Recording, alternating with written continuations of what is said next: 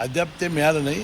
अशा प्रकारच्या भावना त्यांनी जरी व्यक्त केल्या असल्या तरी वाटते आज दिल्लीमध्ये वहिनी गेलेल्या आहेत आणि याचा निश्चितपणाने निर्णय होईल आणि भारतीय जनता पक्ष निश्चितपणानं सन्मान राखेल. 2029ला स्वबळावर निवडणूक लढण्यासंदर्भात भुजबळांनी एक सूचक विधान केलेलं आहे. भाजप जर तशी तयारी करत असेल तर आम्हाला देखील तयार राहावं लागेल अशा पद्धतीचं वक्तव्य त्यांनी. हे सगळेच पक्ष अशा प्रकारची तयारी करत असतात, कारण ज्या ज्या वेळेला निवडणुका येतात त्या वेळा सगळ्या त्या एकोप्यानं होतील किंवा ह्याचं न करता आपापली तयारी हे पक्ष करत असतात. पण मला वाटतं की भारतीय जनता पक्ष नंतर शिवसेना, शिंदे गट आणि राष्ट्रवादी हे एकत्रित लढतील. राष्ट्रवादीचं जे काही वादळ होतं किंवा वाद होता तो कालच्या बैठकीत पहिल्यातल्या वादळ पहिल्याच संपले तुम्ही हां, मी म्हटलं तर मुंबईत पहिल्यामधलं वादळ पहिल्यामध्ये संपलेलं आहे. प्रफुल्लभाई हे काही आपल्या कामानिमित्त गैरहजर होते.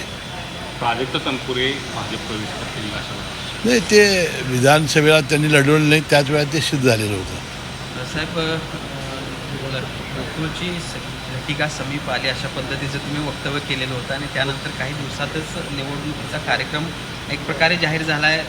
ठराव गोळा करण्याच्या संदर्भात भूमिका सुरू झाली. अरे आता आपल्याला माहिती आहे की कच्ची आणि पक्की यादीचा कार्यक्रम जाहीर झालेला आहे. आता कच्ची यादी आणि पक्की यादी याचा अर्थ असा की संस्थाकडे ठराव जाणं आणि संस्थाने आपला जो व्यक्ती आहे त्याच्या नावाने ठराव करून पाठवणं आणि त्यानंतरचा पुढचा टप्पा आहे तो कच्ची यादी पक्की यादी पूर्ण झाल्यानंतर निवडणूक लागेल आणि आपल्याला माहिती आहे की ती सप्टेंबर महिन्यामध्ये लागण्याचा अंदाज आहे. सगळ्यांना घेऊन सोबत जाणार की महायुती म्हणून लढणार? हे आता आपण महायुतीमध्ये लढणार हे सातत्याने मी जाहीर केलेलं आहे. माझे मित्र सतीश पाटील म्हणाले की 12,000 वेळा मुश्रीफ साहेब महायुती हे शब्द त्यांनी उच्चारलेला आहे. आता पहिला टप्पा आहे की आपापली मतदार यादी आपापले लोक हे चांगल्या पद्धतीनं कसं ठराव होतील हे पाहणं. त्यामुळे निवडणुकीचा अजून टप्पा पुढं आहे. पण त्यांनी राजर्षी शाहू समविचारी आघाडी नावानं काल सुरुवात देखील केलेली आहे. नाही, त्यांनी काय करावं हा त्यांचा प्रश्न आहे. आम्ही युतीनं काय करावं हा आमचा प्रश्न आहे. आमचं ठरलेलं आहे की गोकुळची निवडणूक लढवणं, जिंकणं आणि महायुतीचा चेअरमन करणं हे फायनल आहे. पण सतेज पाटील एका वेळेला समविचारी आघाडीच्या माध्यमातून या सगळ्या निवडणुकीच्या कामाला सुद्धा लागलेले असे दिसत आहेत. महायुती कशा पद्धतीने पुढे जाणार, जागा वाटपाचा फॉर्म्युला काय? तर जागा वाटप आज होणार नाही. मतदार यादी जोपर्यंत होणार नाही तोपर्यंत जागा वाटप होणार नाही. मतदार यादीनंतर मुख्यमंत्र्यांच्या समोर हा पेज सुटेल आणि जागाही होईल. आता एवढ्या जागा तेवढ्या जागा अजून कुठल्याही ठरलेल्या नाहीत. हा मतदार यादीनंतरचाच तो कार्यक्रम असतो. त्यामुळं आता करणं हे अतिघाई होईल. ठरावाला एक जागा अशा पद्धतीचा कुठेतरी फॉर्म्युला निघाला होता. चपराक बसले असं म्हणायचं का? यांनी निवडणूक पुढे नाही, चपराक असं नाही. सर्वोच्च न्यायालयाने सांगितलं की निर्णय वेळेवर निवडणूक घ्या आणि त्यामुळे निवडणूक वेळेवर होते.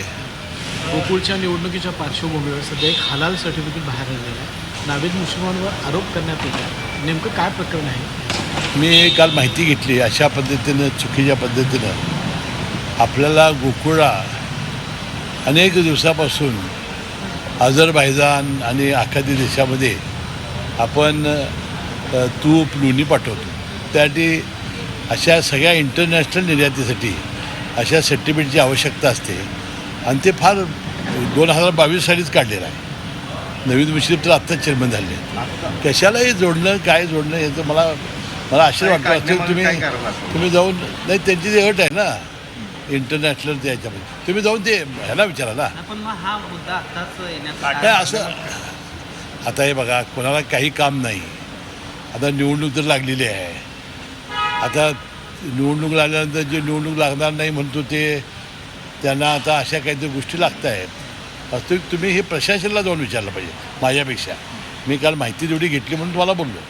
सर्टिफिकेट नेमकं कशासाठी? ते आता जाऊन तुम्ही त्यांना विचारा प्रशासन. दुसरी एक गोष्ट म्हणजे CPRचं नूतनीकरण आता सध्या सुरू आहे, अंतिम टप्प्यात आहे आणि अशा वेळी अधिष्ठाता कार्यालय आणि शल्य चिकित्सक कार्यालय यांच्यामध्ये वाद सुरू आहे केजींचा ताबा घेण्यावर. हे बघा, राज्याचे मुख्यमंत्री देवेंद्र फडणवीस साहेबांचे असते त्याचं लोकार्पण होणार आहे. मी या सगळ्या अधिकाऱ्यांना सांगेन की आणि शांत राहू. लोकार्पणापर्यंत काही आता तिथं सिव्हिल सर्जन बसवतं ते खरं आहे, परंतु ही कायम चल आणि अचल मालमत्ता ही कायमपणानं ही आता वैद्यकीय शिक्षण विभागाकडे आहे. आम्ही आणि सार्वजनिक आरोग्यमंत्री आंबेडकर साहेब बसून यावर मार्ग काढू. तोपर्यंत